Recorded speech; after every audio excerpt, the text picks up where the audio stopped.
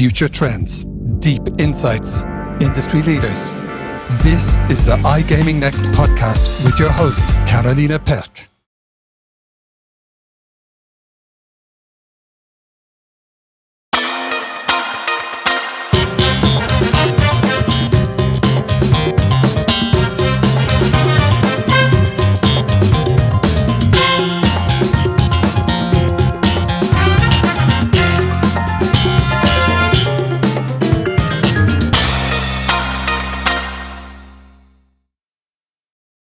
Good afternoon. I'm back with a third podcast this month, but sometimes you just have these months when guests are very relevant to the subjects we keep talking about in our Clubhouse sessions and what's showing up in the news. So today, I'm very happy to manage to secure some of Lindsay's time.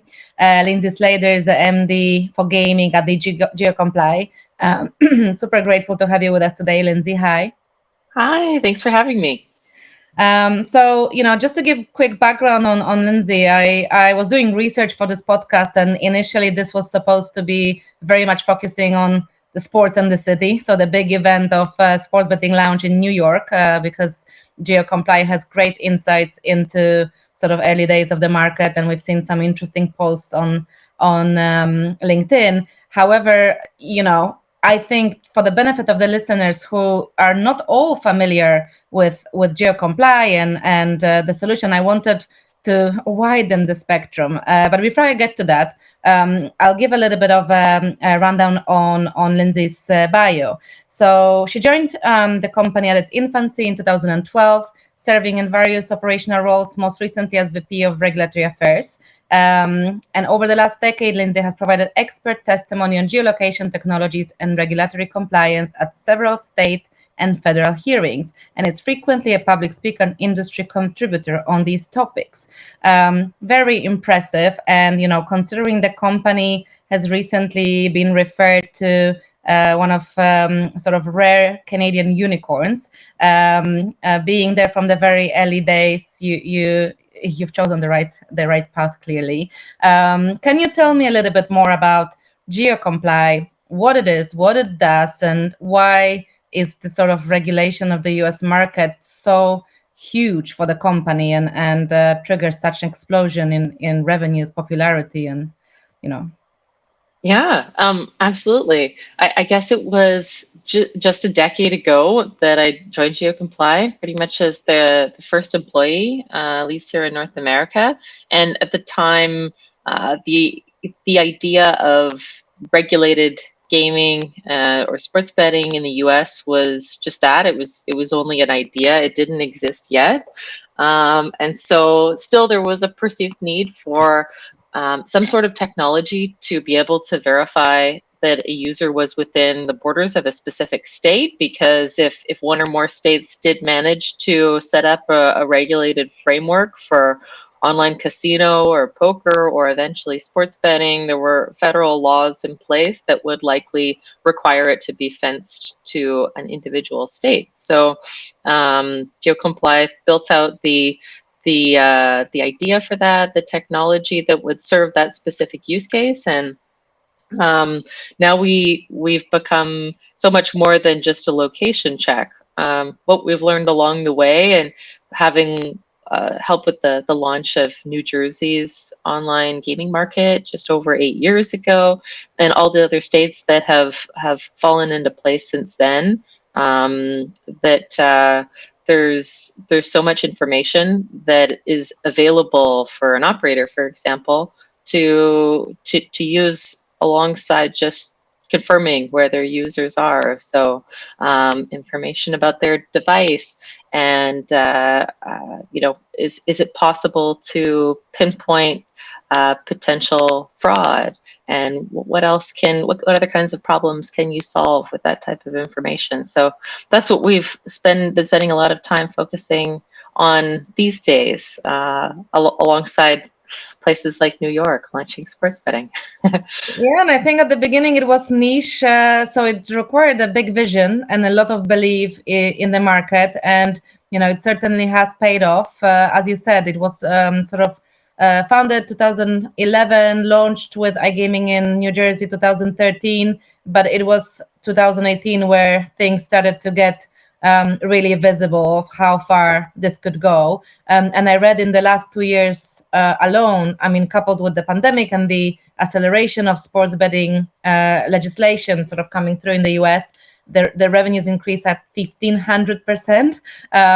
So how has the last 2 years been for you guys with the different states launching and, the differences in the regulatory requirements and all the infrastructure you need to deploy? Well, I feel like the kickoff of the NFL season each September has now started to feel like an Olympic sprint from the spring beforehand leading up to September to make sure that we're able to support all the businesses that are looking to launch in the US that we work with. And usually the start of the NFL season in the fall is what everyone is racing towards, including state regulators. So I think you explained it accurately that since PASPA was struck down in 2018 and sports betting has been much more possible and legally available in the US, it's kept us really busy. Before that, the rollout of legalized casino and poker in the US was limited to a few states, and a much larger legislative challenge to see policy change occur where technology like ours would likely come into play in the US. So sports betting has offered large opportunities for growth. And many new markets to explore. All right, and for those still unfamiliar with sort of the intricacies of the technology, and the questions are being asked of, why is the geolocation technology in a smartphone not enough, and why is there a different solution sort of needed around that? And specifically, what I found interesting is some of your comments around how small DC is and where accuracy comes to place, or the stats that you posted around sort of 80% of bets taking place 10 miles from the state border. I think it was for New Jersey, and 44% of bets taking place 2 miles from the state border. So based off on that, can you explain what's the real differentiation or the unique selling point of your tech?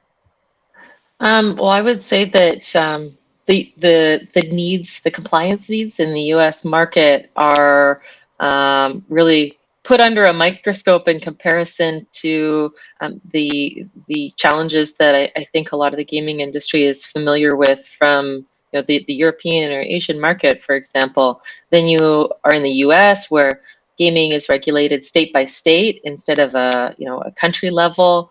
There's all of these federal requirements that force one to contain their business within the borders of the state. And then many of these states are right up against each other with massive populations right along their borders. So, places like Washington, D.C., where not only is it 10 by 7 square miles, there's also areas inside the district that don't allow wagering. So you need to cut them out like puzzle pieces.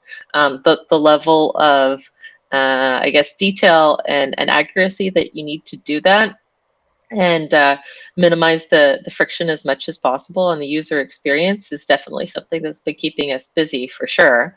And I guess, at least in this day and age, we're really familiar with using a smartphone to, order takeout or place an order at Starbucks, use Google Maps. Like it's quite natural for us to rely on location data on our phones. But I think that the difference with gaming in our phones is that using those simple checks isn't enough for a regulator to rest assured that no one can tamper with that data. Is it real, or are they using a fake GPS app? And the types of integrity checks that you have to do to rule all those things out is what we spend the most of our time on. So being cybersecurity detectives, I guess, is what goes on behind the scenes, the details of that kind of a check. Yeah, so I think that's also interesting because in line with the current interest, there's a lot of talk about your geolocation services, but you guys, first of all, you don't serve just the gaming industry. You've got customers like Amazon Prime, and you safeguard sort of video streaming services, which, by the way, I might be interested myself in one day. But you also do a lot of great work on fraud detection. So can you elaborate a little bit on those sort of areas of business?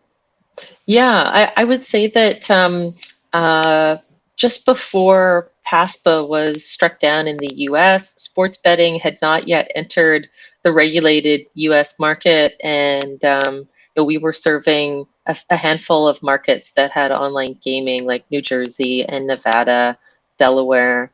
And I guess we needed a new side project. And so this is how we got involved in industries beyond gaming and serving companies, like BBC or Amazon Prime, where you've got the idea of geopiracy, and plenty of users that are looking to figure out how to stream the latest Premier League football game at the cheapest rate possible. Maybe it's out of a service in a country you didn't even know existed because it's much cheaper than in the UK. So that's started as a side project, but now an entirely different vertical that our business is serving. And as sports betting becomes more prominent in the US, the gaming and non-gaming sides of our business continue to converge in different ways, where you're streaming sports, you're betting on sports, and what is the user experience in between those two businesses is always interesting to watch. It is, and some of the stats that you can read about your business. I think one that struck me was your software infrastructure is basically deployed to 350 million devices worldwide. I mean that's a big company. How many employees do you have right now? We have around, I think, 350, 380 spread in different offices around the world. Some of it doubled last year. I heard that was 200 almost added, I think, in the last year alone, right? So yeah, we've easily doubled since COVID, or even just in the last year or so. All of the growth that has been happening with sports is what we've been keeping up with. So let's talk about the recent events, because obviously you always stay very close to the very exciting launches, as we mentioned, starting with the launch of sort of iGaming in New Jersey. But now all eyes are on the city, which is why I call this podcast Sports and the City. I love the visualization of sort of betting transactions you posted on LinkedIn. It was very, very powerful. So let's talk about the numbers in there a little bit. And just for those listening, before you get your hopes up for Lindsay giving handle and revenue estimates or telling you who is the biggest, we're not going to cover that. Obviously, they've got their client confidentiality and integrity. So we're going to talk about things that they can, comment on, which is new player numbers, betting behaviors. Tell us what you can't tell us. Well, I mean, I think we all expected New York to be big, just maybe not quite this big, even in GeoComply's eyes. So as we were seeing live traffic over the first weekend, launch weekend, and the second one, it's continued to amaze us. But I think there's a lot of interesting things to pick apart. Most notably for GeoComply, it's been the number of brand new users that we've never seen, trying to be located in New Jersey or Connecticut or Pennsylvania, which to me says that these people likely came from the illegal market, and now that they have regulated betting options with consumer protections, with access to responsible gaming tools, all those types of things, they're now in a much better place to be placing those bets. So I think the original statistic that we had mentioned was something along the lines of 87, 88% of users were brand new. That metric still holds true since the launch on January the 8th. I think it may be a little bit lower at around 85% of all new users, but that's now over a million people, like 1.1 million people, and in even more accounts. So it's quite remarkable what happens when people are given these legal channels to bet. Absolutely. And, what I wanted to ask is brand loyalty and sort of the impact of geo location tools on the customer experience, but also sort of barriers of easily switching, because we discussed a lot in our other Clubhouse sessions about the highly competitive acquisition offers between the operators in the state. They're on the high side. We'd see them as from Europe. But the case is, once these players are acquired, are they likely to stay because it's not that easy to switch the app? Or is it a myth or some sort of misconception from us Europeans to think that this geolocation sort of apps are difficult to navigate and it's impossible to switch between brands? I would say for the most part, it's a myth. I mean, the large majority of traffic is coming from mobile devices, and the user experience with that is you download the app. The app is going to prompt you to share your location, much like it would if you downloaded most other apps these days. And so long as you have location services shared and you're following the prompts that an operator may give you, then the geolocation process should be invisible as you make your way from login through to betting. If you were on a desktop computer, you would have needed to download a plugin one time. That being said, if you have already been a user from another state, like New Jersey, like Connecticut, then you've already gone through that step, and it should therefore be the same frictionless experience. That being said, we know that the acquisition costs are high, and the acquisition funnel, the larger that you can make it, the better, so that by the time that you get to geolocation, and you hope that there really is zero friction, the operator is empowered with its maximum player base. But we have been working to try to help earlier on in the funnel, and now also offer a KYC solution to help people get onboarded earlier in the process before they ever encounter geolocation, which is obviously beneficial to our core business. And what about the cannibalization effect? Because obviously you already had like a tricky challenge with New Jersey, where parts of New Jersey sort of are very close to New York. And I think someone even mentioned this one bridge that no one is really sure. George Washington Bridge, maybe? Yeah, exactly. Or can you bet on there when you're in New York or not? So have you seen a big sort of impact on the revenues that used to sort of fall under New Jersey now being the part of New York revenues? I would say that we're still trying to figure that out. And maybe we need a little bit more time to understand different users' behavior and how they go, or are they still going back and forth because they're commuting to work or school, and they maybe haven't changed their pattern at all, but perhaps only the time of day that they bet now doesn't need to be focused, just in New Jersey, for example.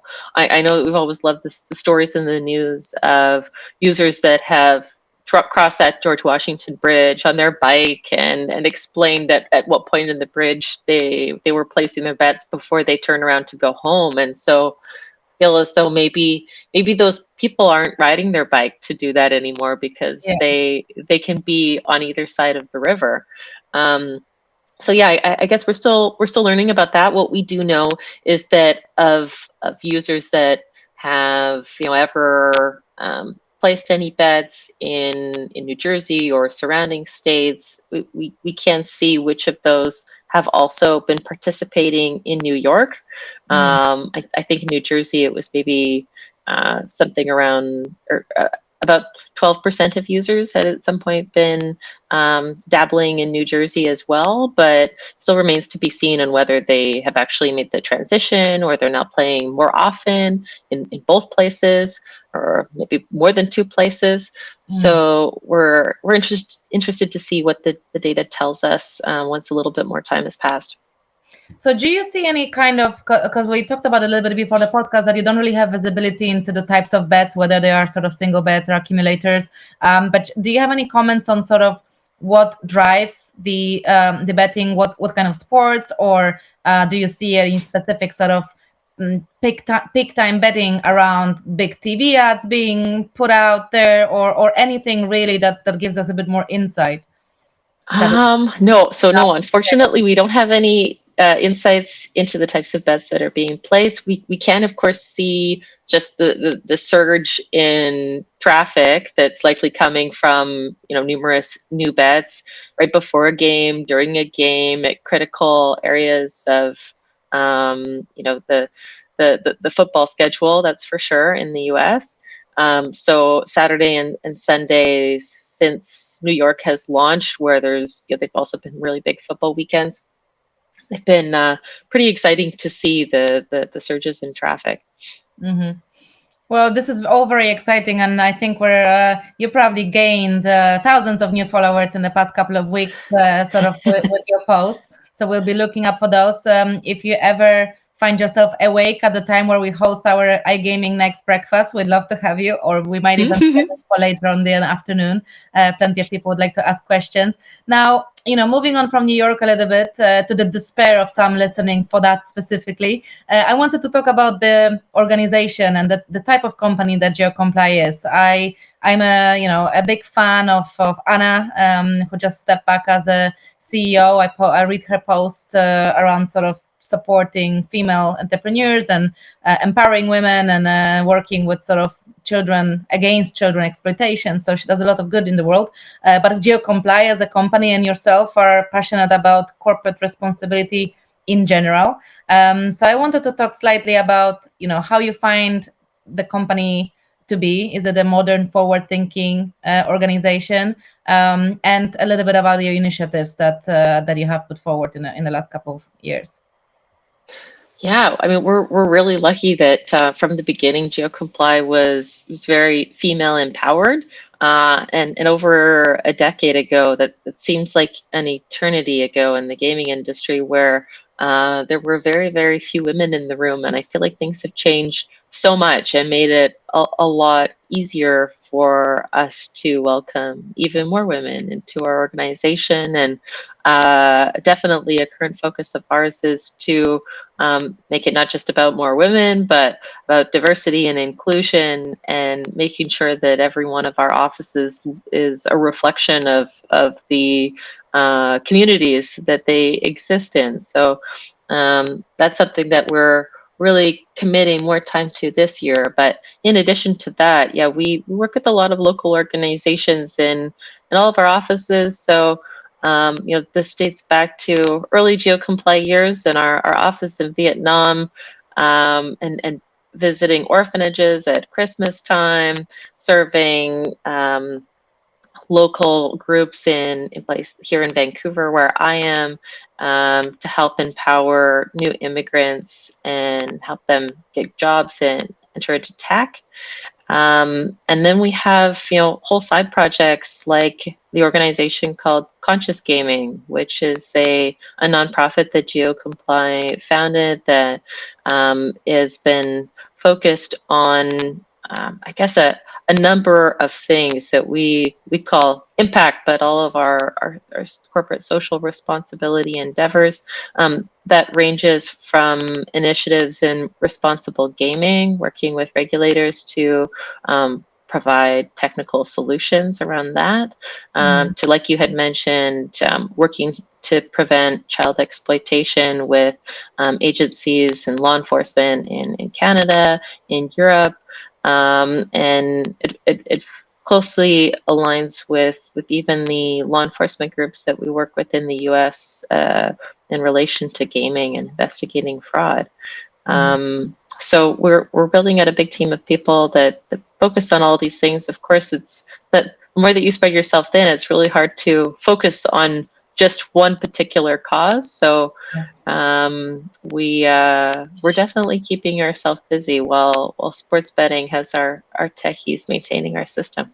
Yeah, we talk a lot about sort of responsible gaming measures and whether the US market will take some lessons from the European market and how it evolved. And quite often there are comments of US is quite immature in that aspect, but then at the same time, your initiative called, I think it was PlayPause. PlayPause, yeah.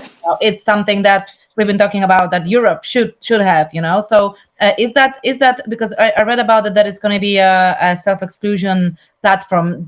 Are you looking to do this as sort of cross-state level for all regulated states to support them all at once, or is it per state? Yeah, I mean, like the idea is that the US definitely has a long way to go in creating the right infrastructure and funding to support safer gambling, responsible gambling, the way that self-exclusion lists are maintained. Sometimes there isn't even a statewide self-exclusion list. So if I'm a player with a problem, the steps that I have to take to protect myself could be really confusing and convoluted and different in every single state. And so what GeoComply has learned just about how people ride bikes across the George Washington Bridge, if they have a problem with gambling and they have self-excluded in a place like New York, all they need to do is hop on their bike and head over to New Jersey, maybe to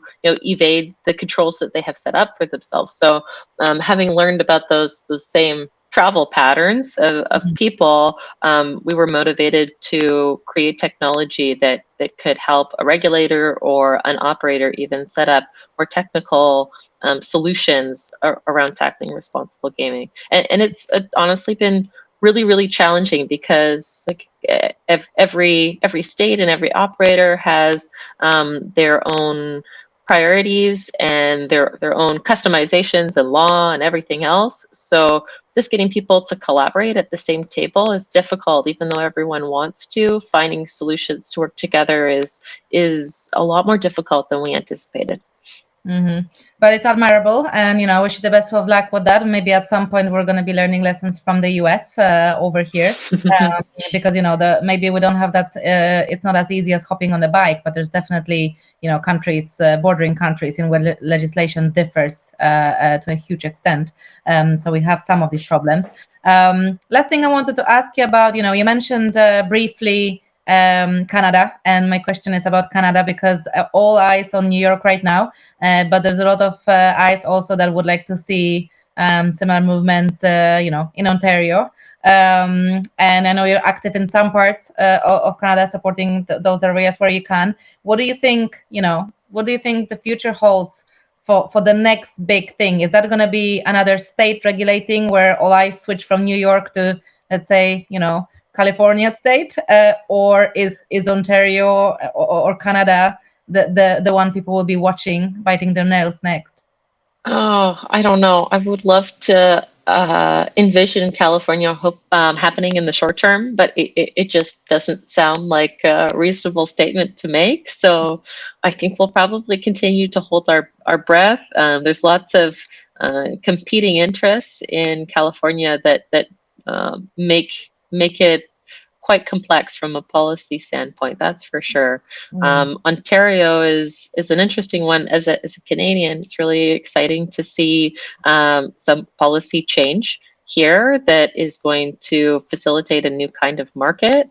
I know that there's lots of political hurdles and launch timelines that keep changing in Ontario, but hopefully that is something that's going to happen as the year presses on, and ultimately will be one of the largest jurisdictions that GeoComply would service. Really, after New York, it would probably be the second biggest. So definitely a big opportunity for us when it does come together. Great. Listen, Lindsay, I'm going to start wrapping up. We're nearing the magic mark of 30 minutes, which is usually how long people are listening to our podcasts, looking at the data. Last thing I wanted to congratulate you on is being promoted, because, I've seen you've been promoted to MD of Gaming while you were on maternity, which I congratulate GeoComply on, because I think it's a very inspiring move to sort of reward employees that have been there from the beginning, regardless of their current status, whether you're in or out with a baby. So congratulations on that and on having your recent addition to the family. And thank you so much for your time. This has been hugely interesting. I'm sure not just for myself, but also for the listeners. And I hope to be talking to you soon and following your updates. Oh, thanks so much, Karolina. Thanks for having me today. It was great chatting. Thank you.